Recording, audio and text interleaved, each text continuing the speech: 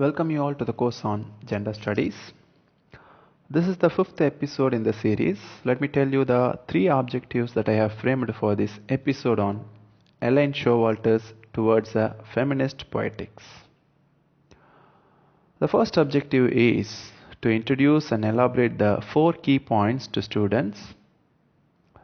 The second objective is to unfold the difference between feminist critic and gynocritic in Showalter's essay.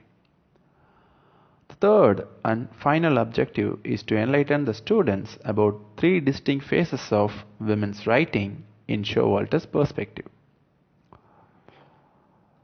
Let us know something about the author. Elaine Showalter is born in 1941 and she is an American literary critic, feminist and writer on cultural and social issues. She is one of the founders of feminist literary criticism in United States academia, developing the concept and practice of gynocritics.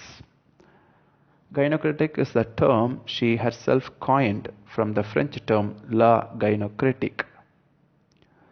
She believed that theory has been men's property for long and attempted to create a female framework for analyzing women's writing. She discusses the 4 key points in this essay. They are: the first one, women as a reader or feminist critic. The second one, women as a writer or gynocritic. The third one, the problems of feminist critic. The fourth and final one, she has also viewed history of women's writing into 3 distinct phases. They are feminine, feminist and female. Now, in Towards a Feminist Poetics, the word poetics stands for theory of literature in general. So she wants to frame a theory for feminist criticism. So it is an attempt.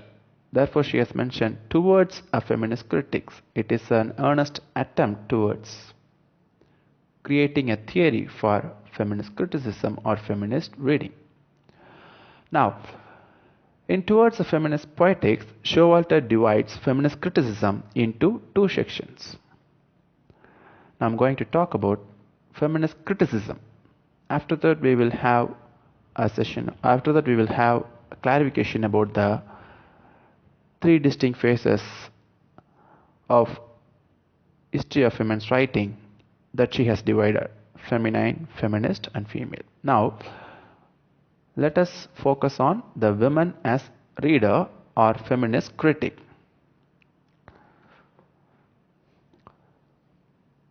So woman is seen as the consumer of male produced literature. Being a reader, woman is often seen as the consumer of male-produced literature. That is, whatever is being produced by male writers are merely consumed by female readers.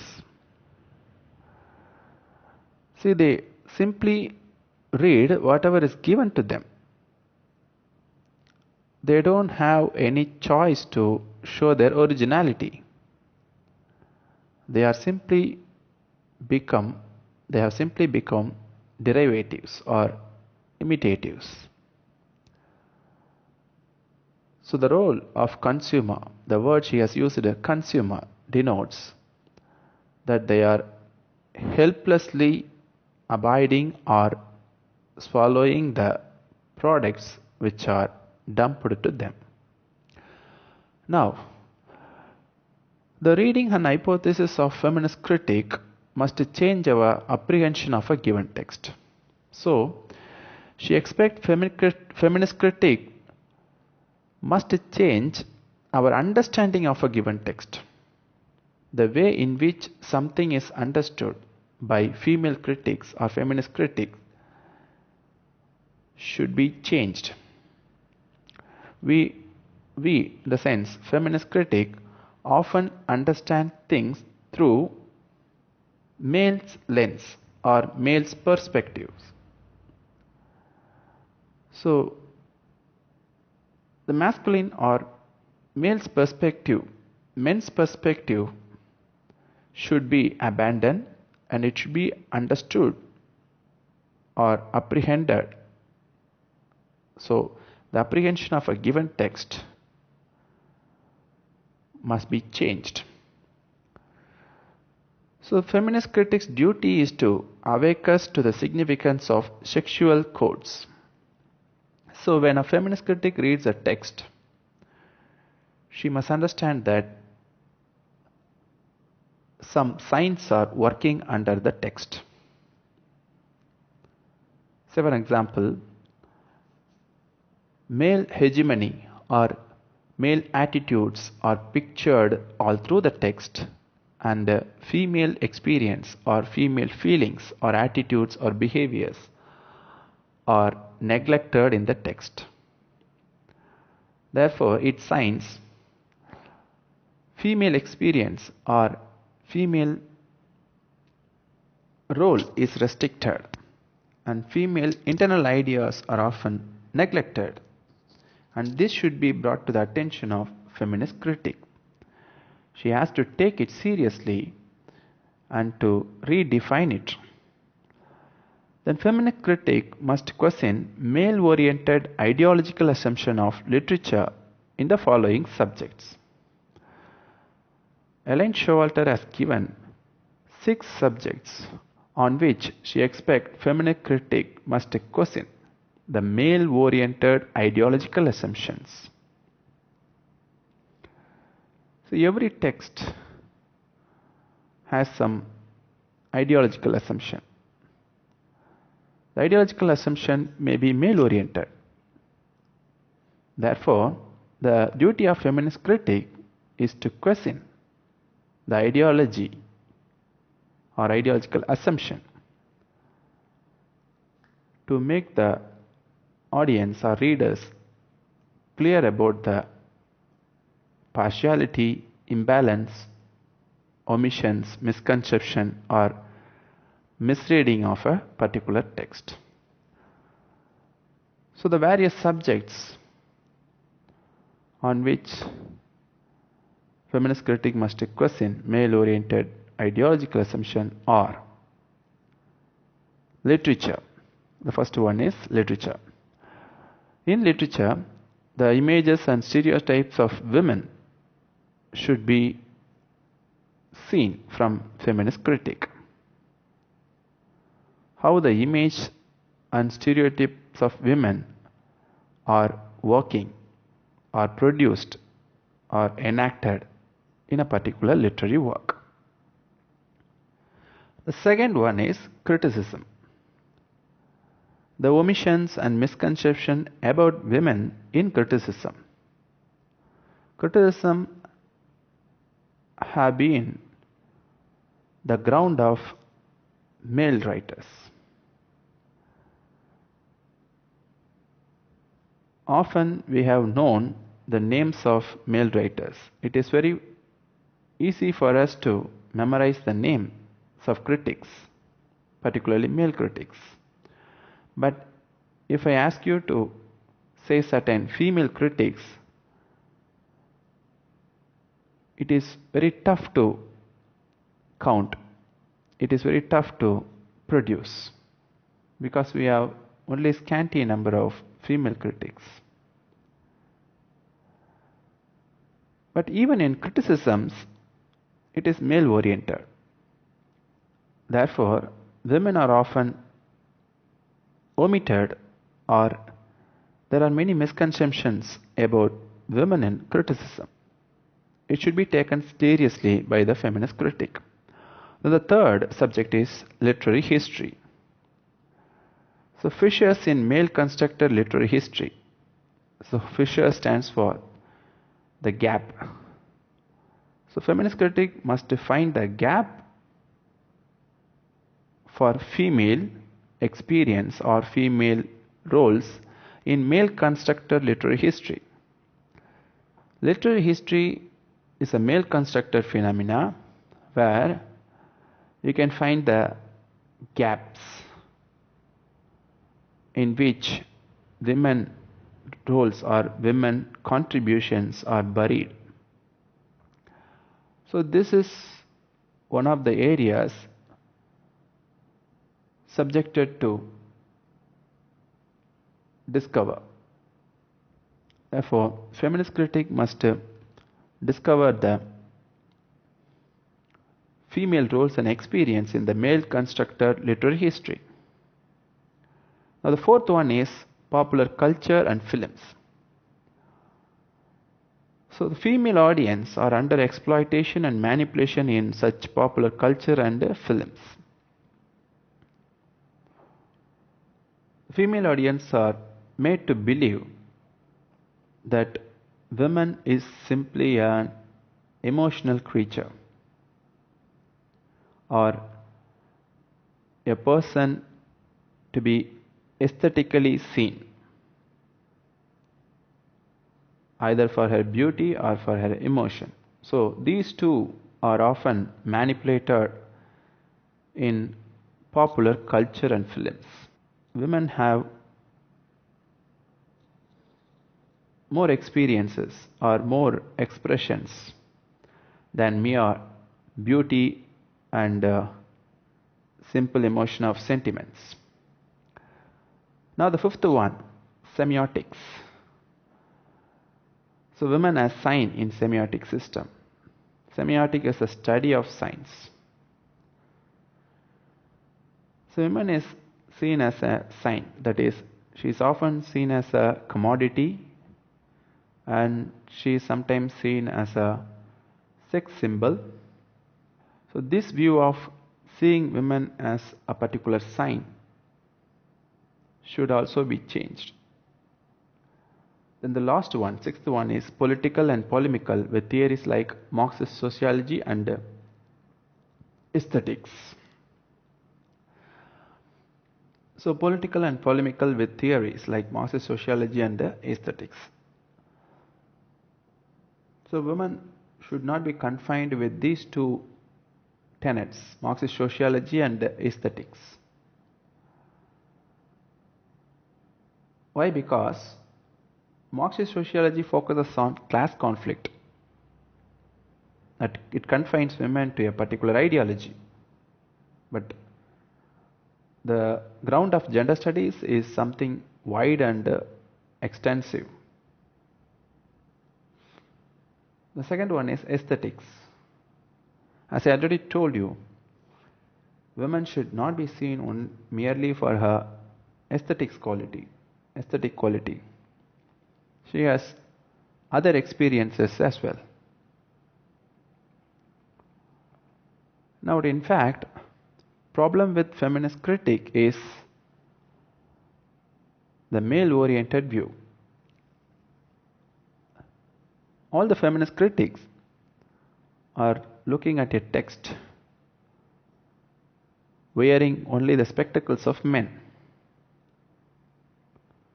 So for example, even when criticizing patriarchy is a male-dominated society or a paternal society where men are given power and women are considered to be subordinate.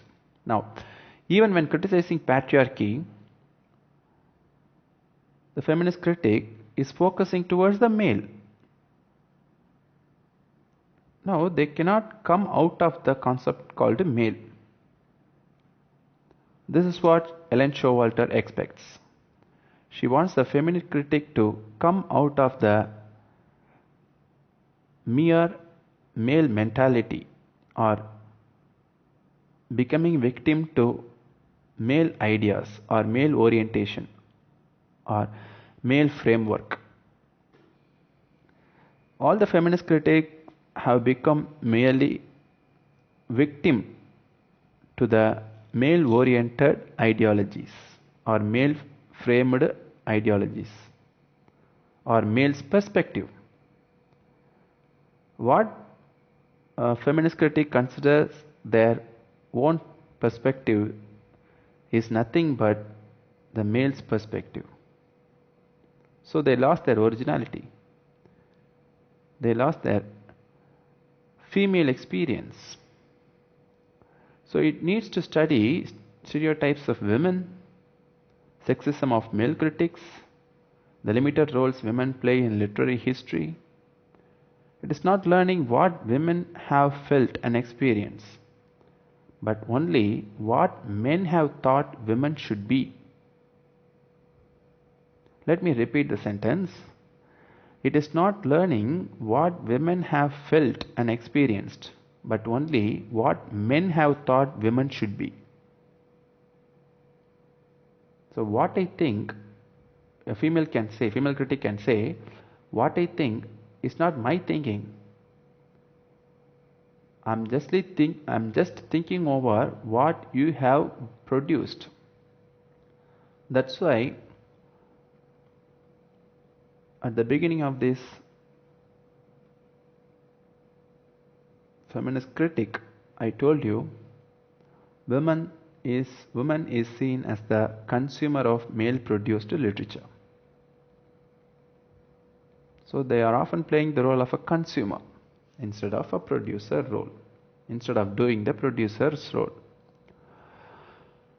In some fields, it's a long apprenticeship to the male theoreticians such as Althusser, Barthes, Lacan.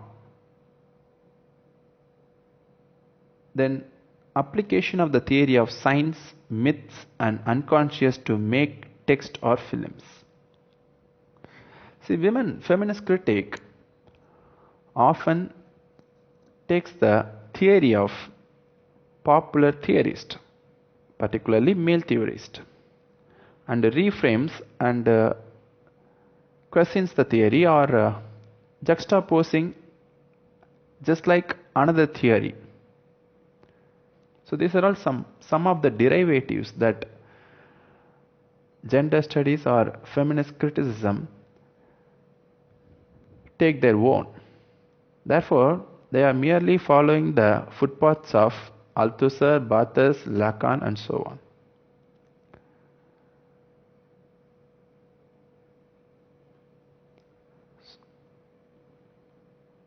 It seems they have simply giving counterattack or imitating or derivating certain ideas which have already been popular in the literary theory world, the world of literary theory.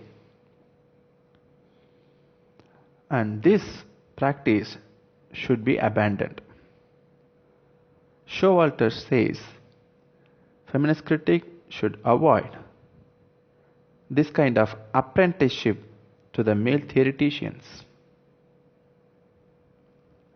Now, the process increases resistance to questioning it.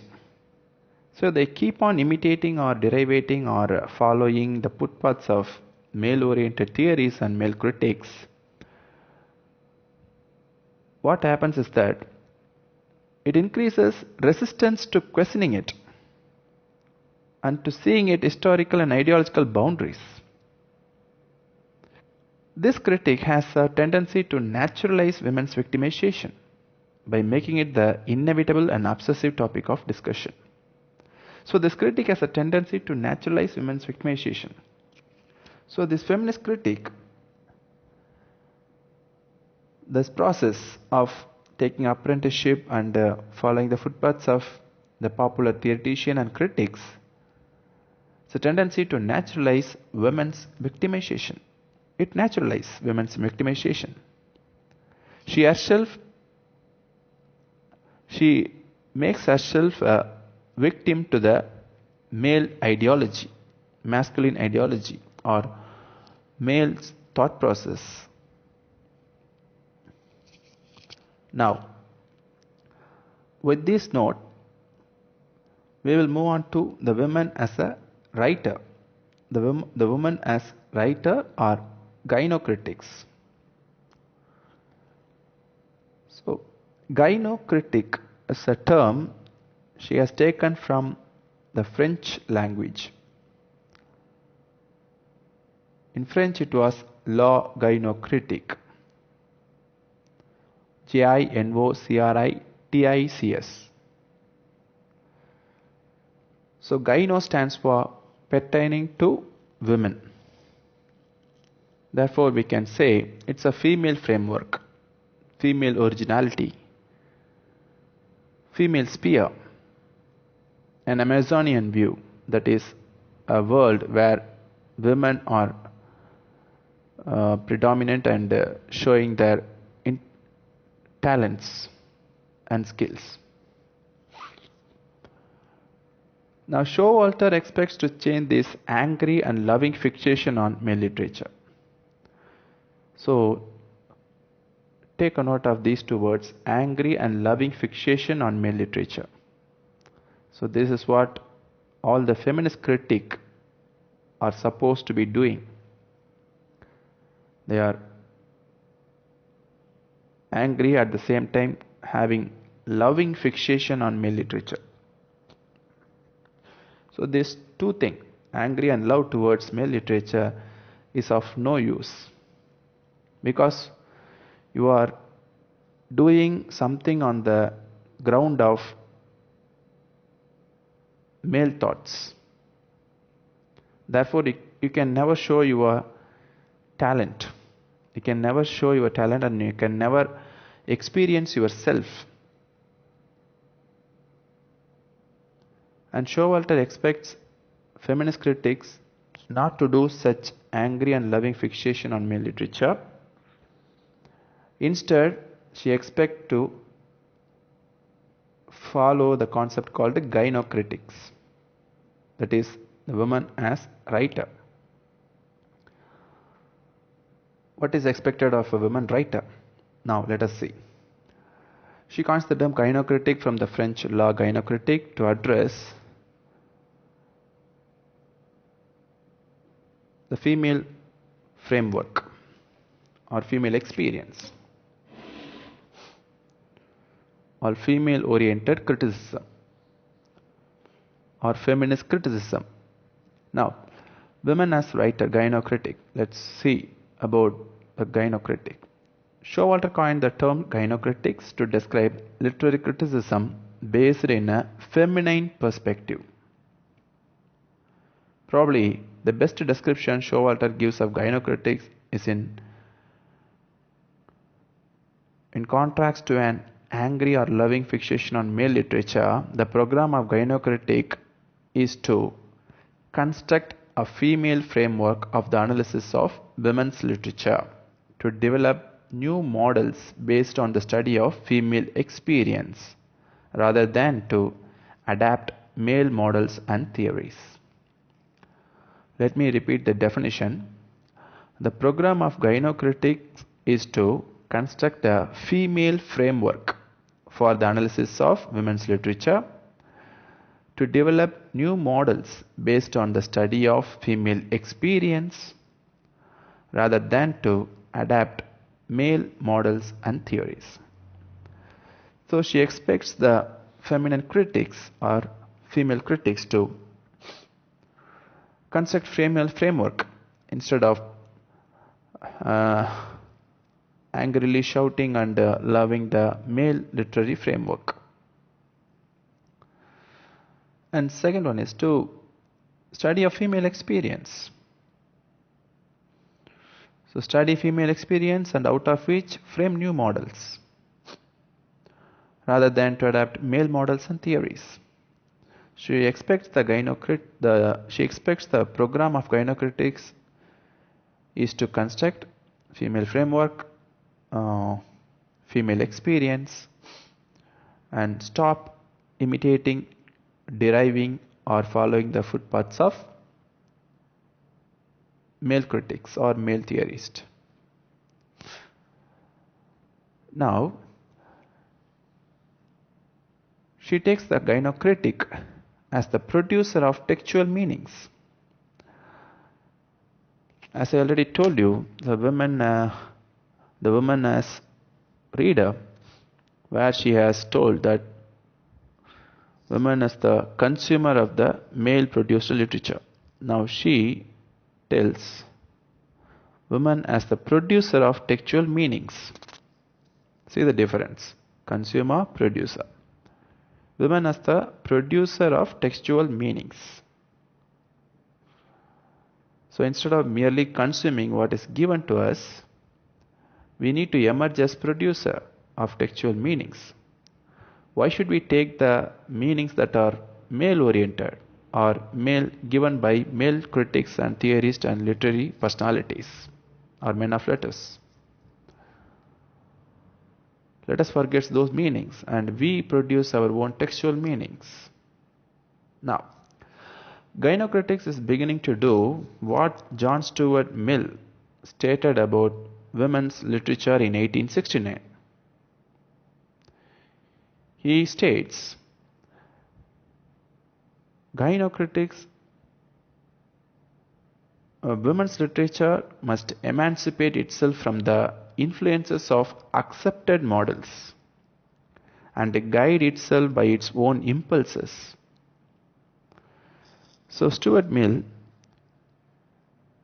wants the women's literature to emancipate itself from the influence of accepted models, that is conventions, the male-oriented ideologies, and guide itself by its own impulses, that is female framework or female experience. Impulses stands here for female experience.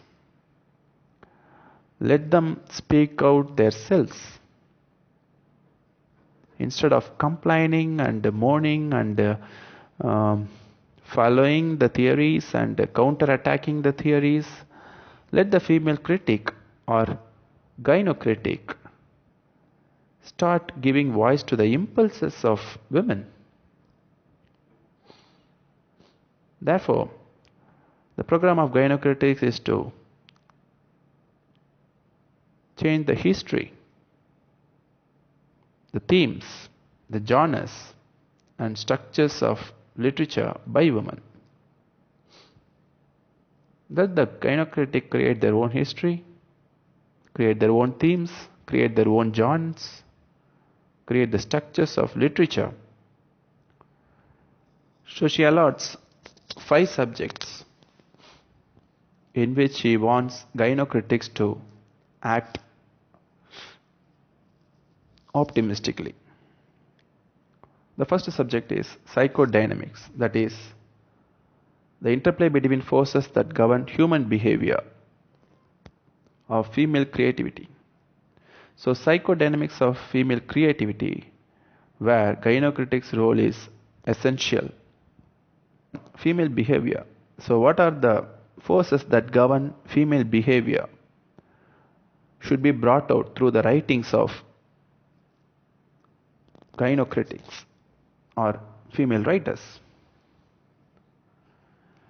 They must produce the meanings, or they must produce the experience, the interplay between forces that govern human behavior, particularly female behavior. Then linguistics and the problem of a female language. As the language is gendered, there is a problem for a female language. Is there any specific language for women? If not, create one. Then the third subject is the trajectory of the individual and the collective female literary career. So how the individual has been identified throughout the history, and the collective female literary career, how it has been neglected. So trace the path and find the gaps in the female literary career. Then the fourth one, literary history and studies of particular writers and works. As I already told you, there is a problem with literary history where there is a gap or misconception or misrepresentation or even non-representation of female writers. Therefore, our female writers and female's role. So, it is the duty of gynocritics to study of particular writers and their works, and to bring into existence the absconded writers or the insignificant writers in every period of in every century down the ages. self-contained and experimental with connection to the other modes of the new feminist research. So gynocritics must be self-contained and experimental rather than merely following the footpaths of male-oriented writers.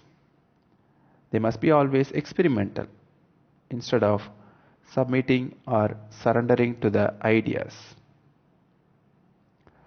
So these are some of the subjects she wanted gynocritics to take seriously. Therefore, the overall program of gynocritics is to construct a female framework for analyzing women's literature. Let me repeat. The overall program of gynocritics is to construct a female framework for analyzing women's literature. And she expects the gynocritics to develop new models based on the female experience rather than to adopt male models and theories. She expects gynocritics to be free from linear absolutes of male literary history. Don't largely rely on male literary history and stop trying to fit women between the lines of male tradition. So women is not supposed to be placed between the lines of male tradition to understand her experience. Instead, she expects the gynocritics to focus on the nearly visible world of female culture. So the female culture is emerging. It is the duty of gynocritics to create a female culture. So before proving different and special about the women's writing, it is the duty of gynocritics to reconstruct its past. So it's an important idea, that is reconstructing the past and literary contributions obscured by tradition. How tradition has obscured some of the literary contributions of women. Those contributions must be brought out or bring into light. And the gynocritics also established the continuity of female tradition. And they have to challenge the periodicity of orthodox literary history and its enshrined canon of achievement. As we studied women writers in isolation, we never grasped the connection between them, says Showalter. So all the feminist critics have studied only women writers in isolation. They have never grasped the connection between them. So experience of the women can easily disappear, become mute, invalid or invisible or lost in the diagrams of the structuralist or the class conflicts of the Marxist. So in the Marxist theory, where class conflict is taken seriously, the female problems might have been neglected. In the structuralist theory, where deduction matters, the female experience can easily disappear and become mute. Therefore, these theories are the adaptation of these theories to feminist criticism. The structuralist theory and Marxist theory to feminist criticism is of little use. The problem with feminist criticism is not exacting definition and suitable terminology. Elaine Showalter also says mere giving definitions and the suitable terminologies, framing suitable terminologies will not help feminist criticism to move to the next level. So it is not in the question of theorizing in the midst of the struggle. No use of theorizing in the midst of the struggle. No use of counterattacking the theories. So it comes from the split in each of us.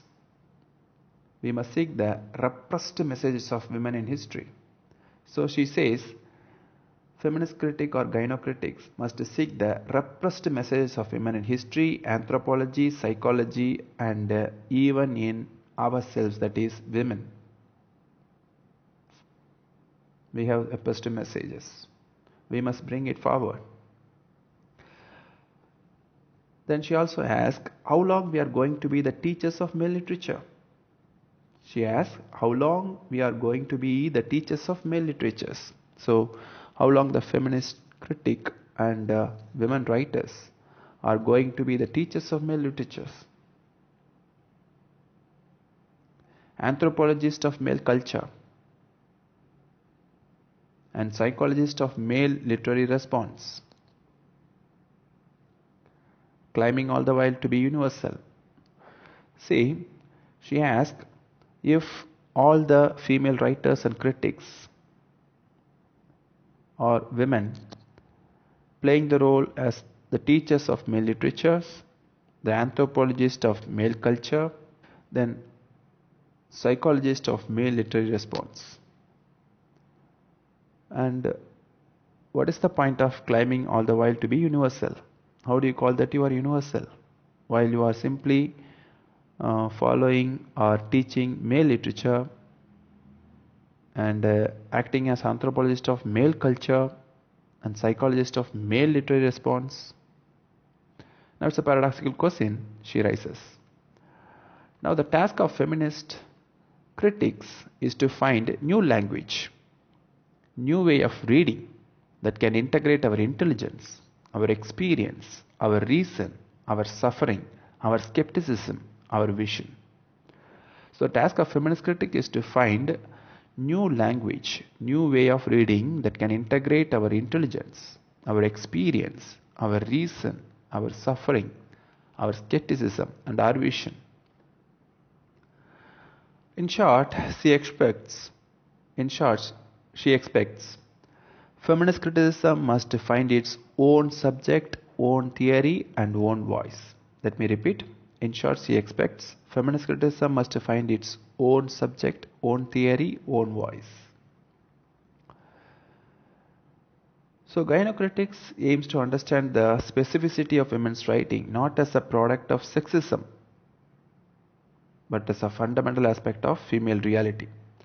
Now look at the two words, product of sexism, female reality. So gynocritics' duty is to show the female reality, while the male-oriented history has pictured women as the product of sexism. So it expects, on the whole, a female-centered theory. So from the male-oriented theory to female-centered theory is the transition Elaine Showalter expects to perform, or aspires to find in the feminist literary criticism. With this idea, let me move on to the three phases. So she has classified women's writing into three different phases. So she has established the continuity of the female tradition from decade to decade, rather than from great women to great women. So she is not talking about any women, but she divides the periods, women's writing, into three phases. The first phase is feminine phase. It happens between 1840 and 1880. She calls this feminine phase and declares that it is characterized by women's writing in an effort to equal the intellectual achievements of male culture. So in this feminine phase, women's writing makes an effort to equal the intellectual achievements of the male culture. They have merely made an effort to equal. They have not become equal. They have made an effort to equal the intellectual achievements of male culture. The particular sign of this period is male pseudonym. Male pseudonym in the sense they don't want to establish or publish their works in their names. Instead, they wanted to adapt a male name so that they can get recognition. So they disguised, in fact to say, they have used the dress of male. They have used the dress of male to become popular, or to show that they are equal. So such writers were George Eliot and Bronte sisters. They wrote in the pseudonym, say one example, George Eliot original name was Mary Ann Evans, and Bronte sisters' pseudonyms were Currer Bell, Anne Bell, Alice Bell. So the second phase, the feminist phase, falls between 1880 and 1920, again 40 years. So this phase, wherein women are historically enabled to reject the accommodating postures of femininity and to use literature to dramatize the ideals of wronged womanhood. So, women are historically enabled to reject the accommodating postures of femininity. So, they started rejecting femininity and to use literature to dramatize the ideals of wronged womanhood. So, they started to picture the ideals of womanhood. This phase is characterized by Amazon utopias, that is, a vision of perfect female-led societies of the future. And it protested against the male standards and values and advocated women's rights and values, including a demand for autonomy. So this phase protested against male standards. So we can say this is the phase where the fight for equality occurred. The first phase, where effort to equal the intellectual achievement of the male culture happened. The second phase, they have set the clear-cut ideals. It began with the voting rights. So it began with the political movement. Later transferred to literary movement. So the protested against the male standards and values and advocated women's rights values, including a demand for autonomy. So in the second phase, where we can come across a spark for autonomy. Now the third phase, the female phase. It begins in 1920 and till present time. So it is one of self-discovery. So women reject both imitation and protest, which stands for the two phases. The first phase, called the feminine phase, can be said in a single word, imitation. The second phase, feminist phase, can be called in a single word, protest. The third phase, female phase, which can be labeled in a single word, self-discovery or autonomy. So women reject both imitation and protest, the two forms of dependency. So the former two, the feminine and feminist phase, were considered to be the forms of dependency, that is, male-oriented or fighting in the male ground itself. And women reject both imitation and protest, two forms of dependency, and turn instead to female experience as the source of an autonomous art, extending the feminist analysis of culture to the forms and techniques of literature. So it is oriented on female experiences, unlike the two phases. Therefore, it stands for autonomy and self-discovery. Women started penetrating on their self instead of finding fault with men or fighting for equality or disguising or writing in the name of men, as George Eliot and other writers did in the first phase. So significantly, Showalter does not offer any characteristic sign or figure for the female phase, but the two figures are quite popular. Dorothy Richardson and Virginia Woolf are the two better examples that she has given. These two writers have worked for a particular language for women or particular feelings for women, and they also pictured the internal and external feelings of women. So, for example, Virginia Woolf had practiced the term called stream of consciousness technique in her novels, which became so popular. And she was one of the best practitioners of stream of consciousness technique, along with James Joyce and other writers. Therefore, she was able to bring out the internal experience of women. In short, Showalter women's writing three distinct phases can be summed up like this. A feminine phase between 1840 to 1880 is called the imitation, where women writers imitated male artistic norms as well as names. The second phase, a feminist phase, it's a political frame. It can be said as a protest. A radical and often separatist positions are maintained. The third phase, or a female phase, which occurs in the 1920 onwards, is called autonomy or self-discovery, and looked particularly at female writing and female experience as prominent. So, chew over these ideas that I have given you. Let me say some of the points that we have already discussed and wind up this episode. Let us see the difference between feminist critic and gynocritic in a snapshot. Feminist critic, consumer of male-produced literature. Gynocritic, producer of textual meanings.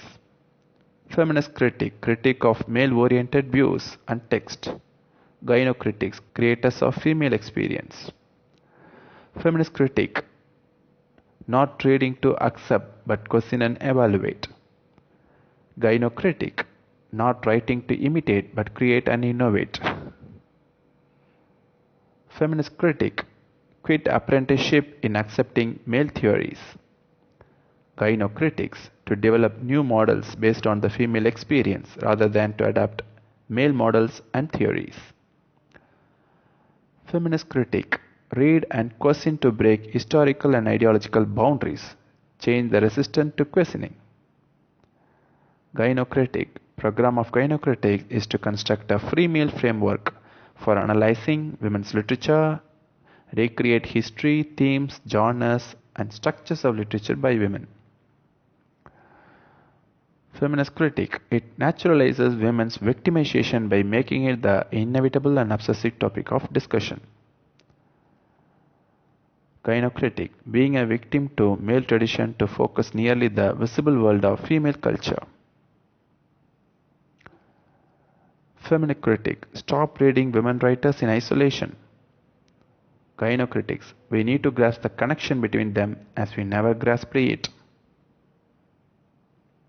Let me conclude with the words. Gynocritics as a way to construct a female framework for the analysis of women's literature, to develop new models based on the study of female experience rather than to adapt to male models and theories. So with this definition of gynocritics, I wind up the session.